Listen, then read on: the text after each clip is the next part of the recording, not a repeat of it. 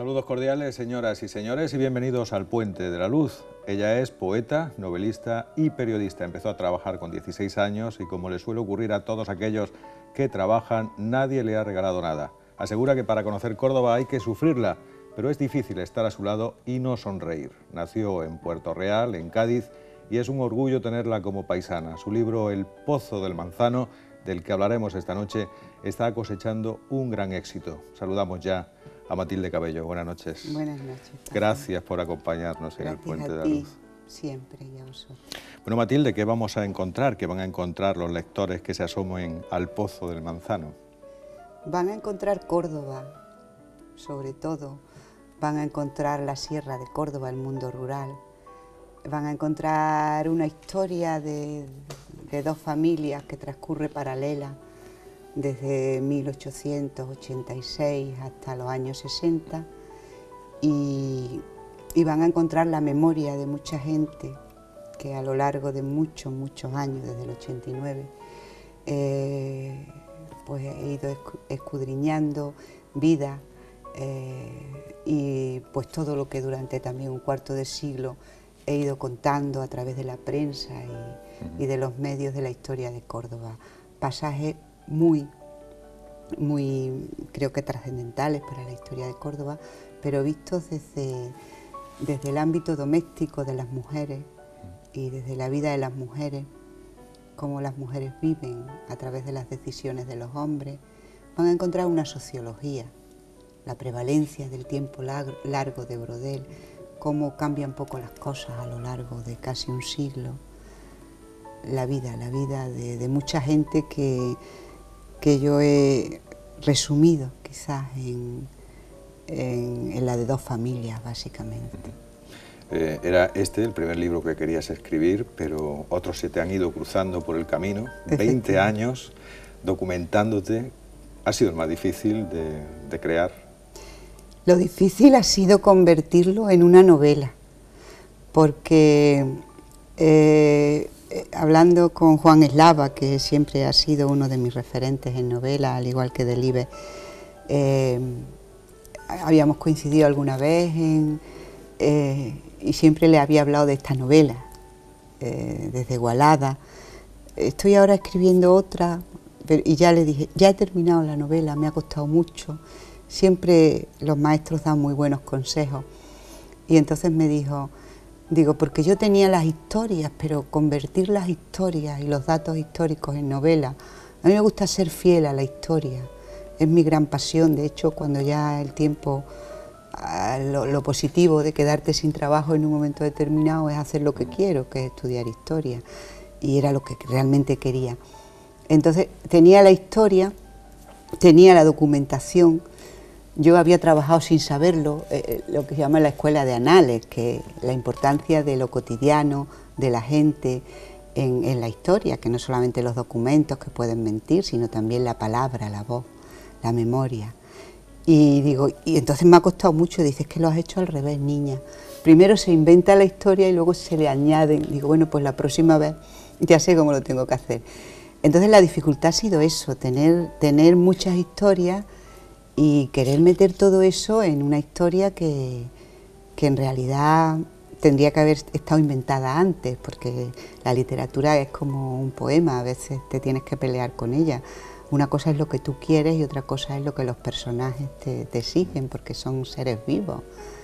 Entonces, mucho tiempo y mucha dificultad, sí. ¿Y para qué sirve escribir, Matilde? ¿De qué te sirve escribir a Matilde Cabello? Pues mira, te parecerá un poco, no sé, pero ¿para qué sirve respirar? Yo no concibo, ahora ya con 50 y tantos años, miro para atrás y siempre me veo relacionada con los libros. Es mi vida, han sido leer y luego ha sido escribir, es una necesidad, es algo que sin lo que no puedes estar. Es más, esas veces que siempre decimos, si me tocara una primitiva, que claro que hay que echarla, o un cupón, ¿qué haría? Pues seguramente muchas cosas, pero no te planteas dejar de escribir. Escribiría muchos libros y estudiaría mucha historia. Entonces, porque creo que más que la literatura, yo creo que es importante la historia para escribir, sobre todo para una generación que ha vivido tantas cosas como la nuestra, ¿no? ¿Para qué sirve? Pues para pelearte con mucha gente, si eres honesta, y si vives en un mundo en el que la realidad es otra, a la de la gente de a pie, y tú quieres contar tus verdades, pues sirve pues para que te marginen, para que te ninguneen, pero también para tener muy pocos amigos y muy fieles y muy contigo siempre. Pero es que yo sin escribir y sin leer la vida no la concibo. ¿Te gusta también mucho escuchar a la gente? Hasta has estado 20 años, que no son pocos, escuchando a personas hablar. El libro está lleno de localismos, de frases hechas. Sí. ¿Qué tomabas? ¿Nota cada vez que te hablaban de esas expresiones? Claro, es que la gente es maravillosa. La gente es maravillosa. Yo estoy con Loja, eso de que el hombre es un lobo para el hombre no es bueno. La gente es fantástica. De hecho, si te paras a pensar, cuando piensas en alguien que hace daño, que en realidad es una persona o dos, luego la mayoría de la gente que te encuentras por el mundo es fascinante. Entonces escucharlo es algo que desde pequeñita, quizás también por otra costumbre muy cordobesa, del patio, del fresco en la puerta de las casas, del señor este, de las tertulias que se escuchan, que también están mucho en el libro. El sur es la calle y la comunicación. Cuando vives en otras zonas más cerradas, te das cuenta de la riqueza que tenemos aquí en el sur, ¿no? Y claro que me gusta la gente, si es que todo está ahí, todo está en ellos, ¿no? En el libro aparecen también las dos Españas siempre enfrentadas. ¿Crees que tenemos arreglo en este país? Pues te he hablado del positivismo, pero creo que deberíamos tener arreglo siempre que no tiremos la toalla, siempre que las voces críticas no se rindan. Si algún día el periodismo volviera a ser otra vez periodismo, como el que yo misma viví aquí cerca de esta casa, en la etapa de Antonio Ramos, cuando yo empecé a escribir hace ya, pues ya te digo, un cuarto de siglo. Cuando los filósofos aparezcan y podamos decir, el otro día vimos a Marina y, el filósofo, cuando no digamos eso al ver un programa de televisión, sino que podamos hacer un listado de filósofos y de historiadores en los medios de comunicación, cuando la palabra no esté secuestrada. De ahí que sea bonito escribir novelas, porque creo que es el único espacio en el que, si no estás metida en los circuitos oficiales y encuentras un buen editor, como en este caso es Manolo, y estas ediciones Buen Día, que arrancan con 3 novelas, una de ellas esta. Es lo único que ya, para contar tus verdades y tus denuncias, yo creo que lo único que nos queda ya es la novela o el ensayo, porque el pensamiento siempre ha partido y la libertad siempre ha partido de pensadores, y vivimos en un país sin filósofos. ¿Qué se puede hacer? ¿Qué se puede esperar? ¿Qué alternativa se puede esperar? No te veo muy optimista. Yo confío en que haya un cambio, lo que no estoy segura es de poderlo ver por la edad, pero yo confío en un cambio y confío en que el hombre despertará, habrá un nuevo renacimiento y una nueva ilustración. Creo que la ilustración está ahí otra vez, pero no la dejan. Bueno, en todos tus libros los protagonistas son mujeres fuertes, independientes, dueñas de su destino. Lo es, en este libro también me acuerdo de Igualada, que la reivindicaste, una figura. Es difícil hablar de algo que no se conoce. ¿Qué tienen esos personajes femeninos de Matilde Cabello o de personas que conozca ella? Pues el sentir. Es difícil hablar de lo que no se conoce y es difícil también si no te pones en la piel, en la otredad. Yo recuerdo a mi gran amiga, que siempre la llamo mi hermana, Araceli, la compañera de Radio Nacional, ¿no? De las primeras entrevistas, decía, el don de la otredad. Pues sí, eso creo que sí que es un don. No, un don no es saber escribir mejor ni peor, que se puede aprender. Saber escribir se puede aprender, pero el secreto está en eso, en ser capaz de ponerte en la piel de otra persona, el emocionarte y sentir. Yo creo que es el sentir. Cuando tienes la capacidad de sentir, se sufre mucho, la pasión, se sufre mucho. Estás con las lágrimas siempre en el ojo, como se dice, pero es la capacidad de ponerte en la piel de otro y sentirlo realmente como algo tuyo, ¿no? Entonces así es fácil luego expresarlo, ¿no? Estábamos hablando antes de que empezara el programa, sobre la escritura, el proceso de escribir. ¿Has escrito cosas que te han llamado la atención de ti misma hasta el punto de que te hayan asustado? Lo que dices, lo que piensas, cosas que no sabías de ti misma. No, me ha sorprendido, porque los que somos grandes lectores, tuve la suerte, he tenido mucha suerte en mi vida en materia de literatura o más de lectura. Yo tuve la suerte de tener el marido de mi hermana. Nos conocimos muy jóvenes, él ya era un gran lector, un hombre ya con 20 y tantos años, y yo era una niña con 11 años, que leía todavía las historias de los santos. La primera biblioteca que vi fue en el colegio, en Cabeza del Buey, y había vidas de santos. Yo leía hagiografía. La vida de Santa Teresa se leía mientras tomábamos el almuerzo y nos íbamos turnando. Eso te enseñaba también a leer, a puntuar. La monja levantaba. Es una imagen muy fácil. Entonces yo tuve la suerte de que él vio esa inclinación por que llegaba, a lo mejor traía un juguete y se dio cuenta que el regalo mejor que me podía hacer era un libro. Tenía una biblioteca muy interesante de clásicos, entonces tuve la suerte de que él me fue guiando. Y bueno, pues eso te va dando esa capacidad.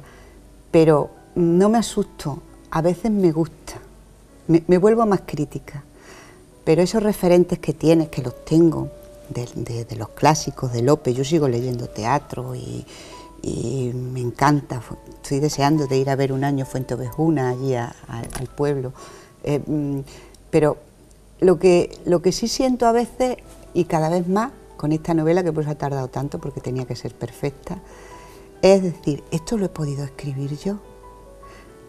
Por contra digo, pero eso ya me pasa cuando estoy escribiendo. Esto no lo diría nunca Delibes, ni lo diría nunca López, esto es una cosa muy infantil. Eso sí, pero asustarme no. Creo que me compensa cuando releo Igualada y veo que he conseguido ese lenguaje de hija Zan que quería. Y ahora cuando he releído el libro, pues me sorprende gratamente, porque creo que en algún momento esos referentes que tenía he conseguido alcanzar su forma de escribir. Tú empezaste a trabajar con 16 años, sí. Tuviste que sacar a tus hijos adelante en solitario. ¿Y cómo se puede compaginar la vida literaria, la literatura con la vida? ¿Hay que pagar algún tributo por eso? Pues creo que sí, aunque también depende de cómo te plantees la vida. Hay que escribir de noche. Yo no recuerdo nunca, salvo en vacaciones y en momentos en que laboralmente he estado bien, levantarme era mi gran ilusión, levantarme y sentarme a escribir, como en las películas, y mis amigos siempre se reían, yo quiero como en las películas algún día. Entonces sí hay que pagar tributo porque es un sobreesfuerzo. Las mujeres, esto es algo que hace tiempo llegué a esa conclusión y lo defiendo mucho. La producción de las mujeres debería considerarse de forma distinta a la de los hombres, porque pienso en Juana Castro, por ejemplo, una mujer que tiene un marido maravilloso, Pedro, compañero en las letras, en la vida, en todo, pero las mujeres siempre somos mujeres y arrastramos lo doméstico, siendo una feminista reconocida como es ella. Entonces, poner grandes, como diría Josefa, a 4 niños, ir a la escuela mañana y tarde, como ha ido Juana Castro, y tener una producción como la que ella tiene, eso solamente se consigue con muchas noches en vela y y con mucho esfuerzo, es quitártelo de tu vida. Rosalía de Castro yo creo que murió tan joven, murió de agotamiento también. Las mujeres cuando escribimos, si tenemos una doble jornada de casa y de trabajo en la calle, las escritoras tenemos una triple jornada siempre. ¿Dormías poco? No dormir nada, porque tú terminas, también hay otra cosa que no es lo mismo tener una abuela en casa o una persona que entra en tu casa cuando tú sales y guisa y limpia y cuida a los niños. Cuando todo eso lo tenemos que asumir solo es mucho más complicado, porque tú tienes que atender a tus hijos, ser la chacha y el ama de casa en los términos estos clásicos, y si quieres escribir, pues lo tienes que hacer cuando los niños están durmiendo. Y si trabajas para la prensa, como la época de los medios de comunicación, escribir también lo que tienes que publicar al día siguiente.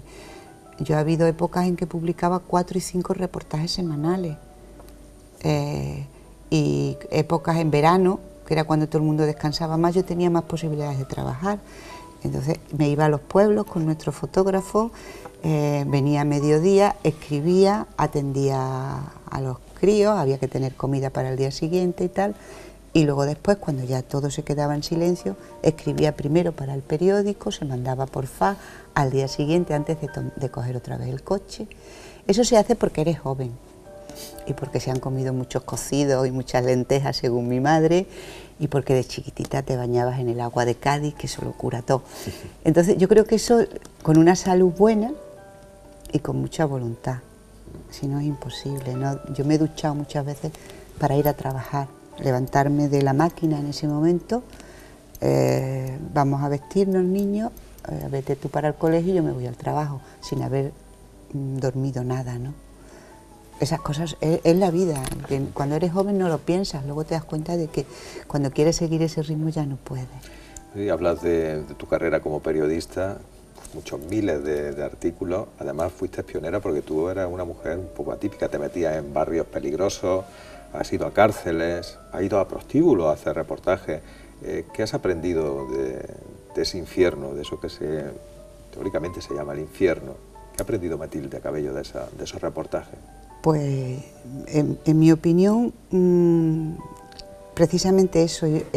He aprendido que no podemos ser soberbios, que no podemos vivir en los mundos de Yupi, que hay gente maravillosa en todas partes, gente fascinante, que los prejuicios cuando te pones delante de alguien tienes que olvidarte de ellos, porque en la cárcel te puedes encontrar a alguien que intelectualmente y culturalmente te da 7 vueltas.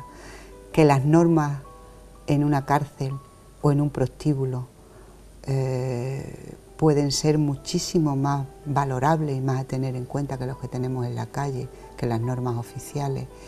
Y desde luego, quizás ese don de la otredad que te decía antes, ahí te ayuda a consolidarlo, ¿no? Y luego a largo plazo también, pues he aprendido y me ratifica en la idea de que era un periodismo precioso, que luego no he podido hacer. Por ejemplo, en la televisión, cuando estuve el tiempo, yo me recorrí todos los barrios de Córdoba, salvo los conflictivos por el imperativo legal. Y ayer, precisamente, viendo un reportaje se lo decía a Paco, a mi compañero, digo, es precioso, pero no te das cuenta que todo es maravilloso. He aprendido que hubo un momento en la historia de la democracia de este país en que los periodistas podíamos contar cosas y podíamos denunciar, y que hay momentos en los que nos quieren contar una realidad que será de algunos, pero no de la mayoría. Y desde luego el compromiso. Yo ahí estoy por ese compromiso y me siento muy orgullosa de esa etapa. ¿Qué has aprendido en el mundo laboral, en los trabajos? Uy, cuánto.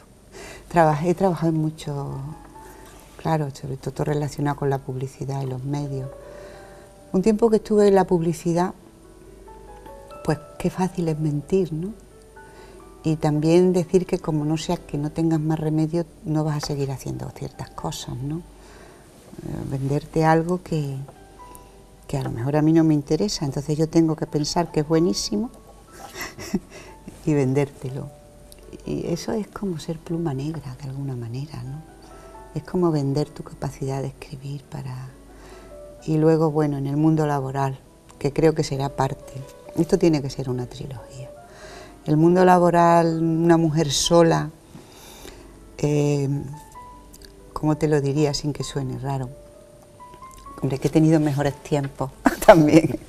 Una mujer sola, más o menos atractiva, en un mundo de hombres, y una mujer separada, que ahora ya eso es normal, pero yo me separé muy joven. Y los prejuicios de la sociedad, pensar que la separada es muy difícil bregar con ese mundillo, ¿no? Y viajar, y son muchos frentes, ¿no? ¿Se hacen muchos amigos trabajando? Sí, entre los compañeros sí. Yo te diría que después de, no de veintitantos, como bien has dicho, yo mi primer trabajo lo tuve con 16, lo compaginé durante un tiempo con los estudios. Hace 4 días besé con muchísimo cariño a una compañera de trabajo de mi primer trabajo. A mí me llaman por Navidad amigos y yo los llamo a ellos. Se hacen muy buenos amigos entre los compañeros. Entre los compañeros sí. Creo que no me ha quedado ningún enemigo. Bueno, eso entre es los cosa. Jefes ya menos, pero entre los Entre compañeros. jefes sí, ¿no? Tú eres hija de militar, te has pasado, bueno, tu niñez viajando de un lado para otro. En Córdoba es donde te has quedado más tiempo y a la que has dedicado buena parte de tu obra. ¿Cómo ves Córdoba? ¿Qué virtudes y qué defectos le encuentras a la ciudad? Uy, eso es complicado, Paco. Córdoba es una ciudad fascinante y los cordobeses son gente única. Córdoba es una ciudad muy dura en el buen sentido, muy dura para el arte, la crítica. Córdoba sigue siendo el pensamiento, aunque nos pongan las carreras en 4 años y aunque se lea frivolidades y aunque lo oficial nos lo quieran poner maravilloso, yo creo que Córdoba tiene un pozo de sabiduría que la tuvo de siempre, que está ahí. Córdoba sigue siendo la capital del pensamiento, como lo fue durante muchos siglos. Otra cosa es la imagen. Yo diría que Córdoba como ciudad, la ciudadanía de Córdoba, el pueblo, a mí me parece gente única, seria, gente seria, gente, buenas personas, la mayoría. Entonces, los barrios, la gente de los barrios, tú y yo, la gente sencilla, los compañeros en los medios. Lo que pasa es que quizás precisamente por eso, y es algo que he reflexionado mucho, quizás por esa bondad, no es pasotismo lo de Córdoba, por esa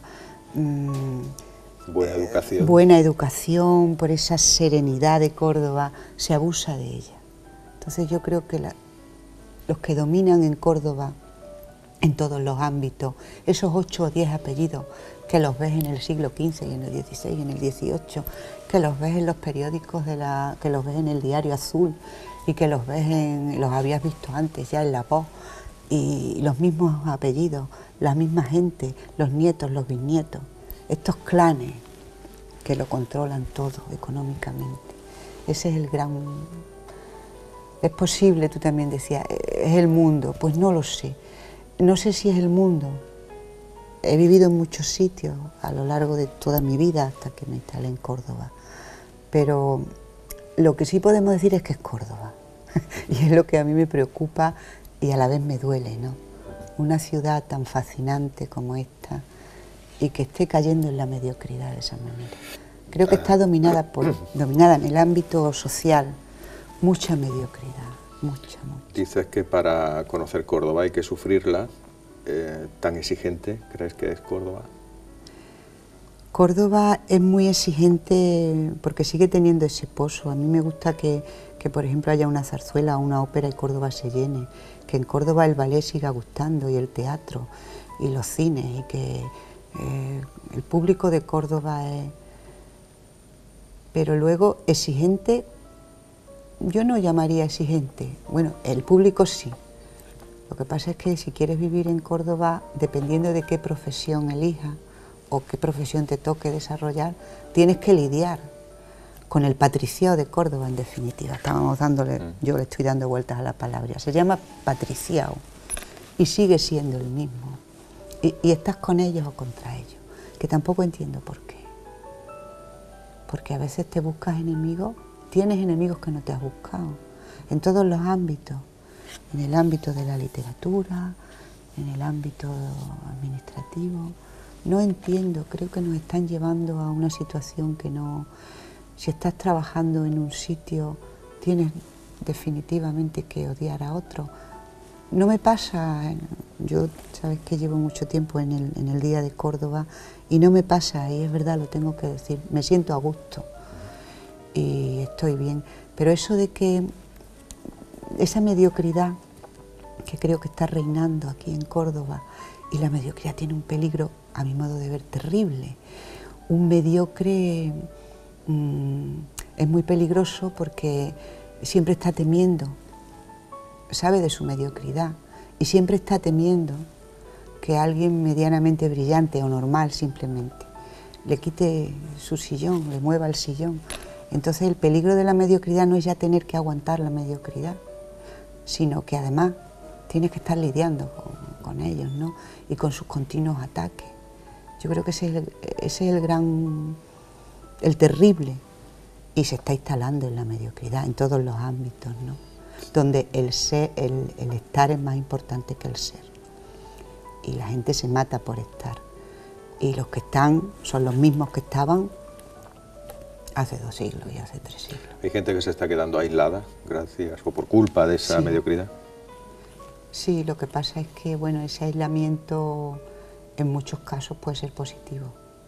Cuando tú pintas o esculpes o escribes, ese aislamiento va a venir muy bien. ¿Y eso cómo se cura, Matilde? ¿Eso tiene arreglo? Uy, esto... Hay que empezar de nuevo. Arreglo. Pues mira, esto quizás es que claro, luego después cuando estudias, entras un poco más de lleno y estudias la historia, ves que los tiempos largos de los que hablábamos al principio son muy difíciles. Hay un poema en La Tierra Oscura que viene a decir así como nos hicieron creer, cuando la ruptura se llama, ¿no? Nos hicieron creer que no sé qué, se queda en la estación, como se olvidan los paraguas y llueve y ha escampado. Esto no es decir, ahora vamos a cambiar. El pueblo va por delante, dicen los historiadores, de los sucesos, ¿no? El pueblo y los pensadores. Yo creo que el pueblo sí va por delante ya de toda esta mediocridad, el pueblo ya... Entonces hay una posibilidad de cambio, yo soy optimista. Sí, pero dices cada cosa, por ejemplo, que en Córdoba tienes que simular que eres infeliz, porque como descubran que eres feliz, van a ir a por ti, te van a machacar. Sí. ¿Piensas todavía eso? Sí, yo creo que sí, que... ¿Hay que disimular la felicidad? Eso, lo normal es cuando dices, te toca la lotería, no lo digas, porque entonces te van a envidiar mucho. En este país, el pecado nacional, mi profesora de moderna, perdón, Soledad Gómez Navarro, dice que el gran pecado nacional es la envidia. Pues a lo mejor por eso, ¿no? Entonces, pero yo creo que hay que ponerse un impermeable, pero no de esos que se venden en la judería, sino un buen impermeable ahí. Y ya está, ¿no? Se van a alegrar los enemigos, que tú te vas a encontrar con más enemigos que tú no quieres. Bueno, Manolete estaba siempre disimulando que era infeliz aquí en Córdoba. Ponía cara de tristeza, pero luego el tío se lo pasaba muy bien cuando salía de la ciudad. Cuando salía de la ciudad, sí. Manolete, hablando así con gente que lo conoció y todo esto, Manolete es quizás el personaje... En la vida de Manolete se puede... Todo lo que es Córdoba, todo lo malo de Córdoba, es la biografía de Manolete. Yo creo que Manolete lo padeció. La envidia, la mediocridad, también esas historias, que luego, claro, hay gente intocable, ¿no?, en esta ciudad, que esa es otra, ¿no?, hay gente intocable. Pero bueno, Alvarito Domés, por ejemplo, y hay gente maldita como Lupita, ¿no? Manolete sufrió todo, la envidia, sufrió mucho Córdoba. Ahora se habla, Matilde, de que los países, bueno, se habla como si los países fueran empresas que están en la quiebra. Leemos que Grecia está en la quiebra, que España está en la quiebra. ¿Tú qué crees que está de verdad en quiebra? Te va a parecer un poco... Yo creo que están en quiebra los valores de la Ilustración y el humanismo. Todo es una empresa. El capitalismo, que no olvidemos cómo nace, con el mercantilismo, y no olvidemos que entre la compra y la venta se introduce el pecado. Esto ha ido creciendo y ha ido subiendo. Y en un momento determinado, todo es una empresa y un negocio. Todo se pacta, pactos entre... Y entonces yo creo que en quiebra sí, pero quizás porque el capitalismo, como bien dice Julio Anguita, va a suicidarse en su propio éxito, ¿no? Todo es una empresa. Ahora ya lo último que he escuchado es que se te tengan que becar a los estudios universitarios, que en vez de becar tú pides un préstamo, como en Estados Unidos. Todo es una empresa, todo se negocia y detrás de todo está el dinero. Detrás de eso que nos mandamos por los móviles o se mandan gratis. ¿Cómo que gratis? Tú estás teniendo un móvil que te está costando un pastón para poder sostener, tú estás pagando un internet en tu móvil, tú no tienes un móvil de esos antiguos que lo sacas y se ríen de ti, como el que tengo yo, que me sirve para llamar y para mandar mensajes. Hay que leer a Brodel, y ver cómo él se da cuenta, cómo él lo explica en sus textos literarios, como él solo, cómo él se da cuenta de la dinámica del capitalismo y cómo vamos comprando, cómo vamos entrando ahí. Todo es una empresa, es el resultado de lo que tenemos. Entonces, sin dinero no puedes vivir, no puedes existir, y todos estamos controlados por el dinero, todos. De ahí que los medios de comunicación, yo llevé un gabinete de prensa durante 5 años, y entre los periodistas se decía, uy, un gabinete de prensa, qué duro. Pues sí que es muy duro, claro, sobre todo cuando tienes una columna semanal y estás ganando el pan en un gabinete y tú escribes una columna y te dicen, eso que has escrito, pelear, que peleé, y me siento muy orgullosa. Mi columna es mi escritura y mi faceta de periodista y de columnista en el diario. Ahí no vas a entrar. Y si tengo que dejar mi trabajo, lo dejo. Siempre pensando, ¿qué tengo detrás? A alguien que le tengo que dar de comer todos los días y que juega al fútbol.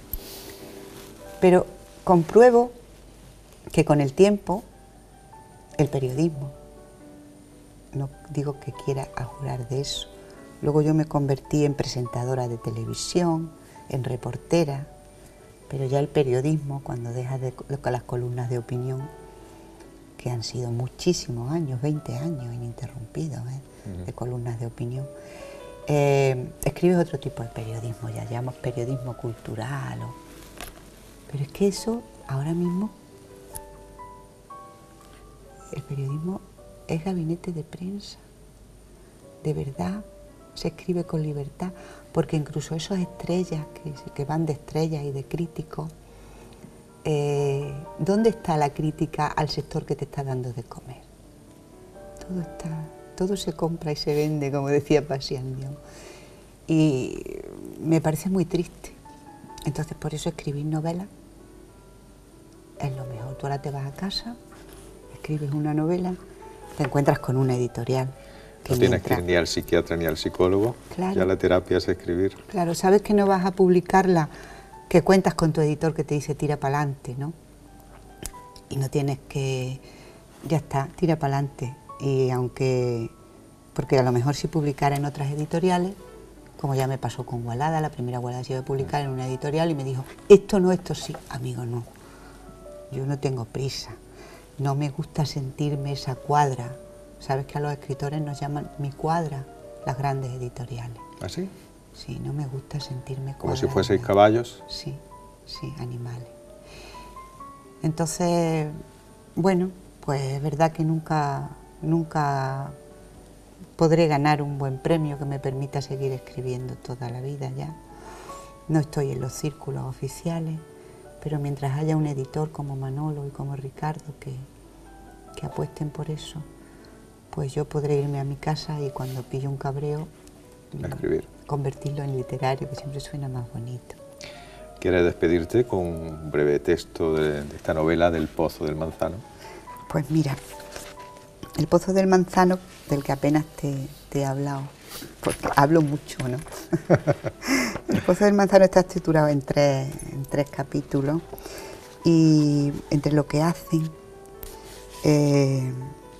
pues entre ellos está recogiendo anécdotas. Hay uno que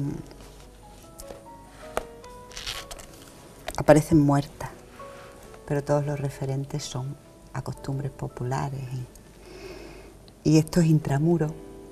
Hay un casino en Espiel, donde pasaron muchas cosas que se cuentan en la novela.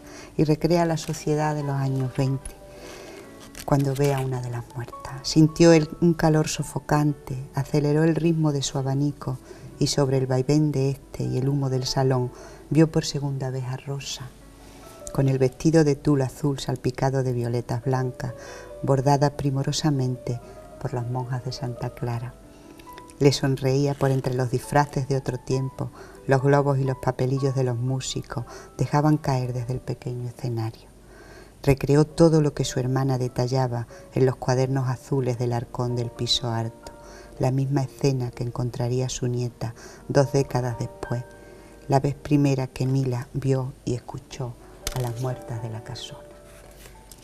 Matilde Cabello, gracias por acompañarnos esta noche en el Puente de la Luz. Gracias por la invitación, Paco. Vamos ahora con una breve pausa comercial y enseguida regresamos con todos ustedes.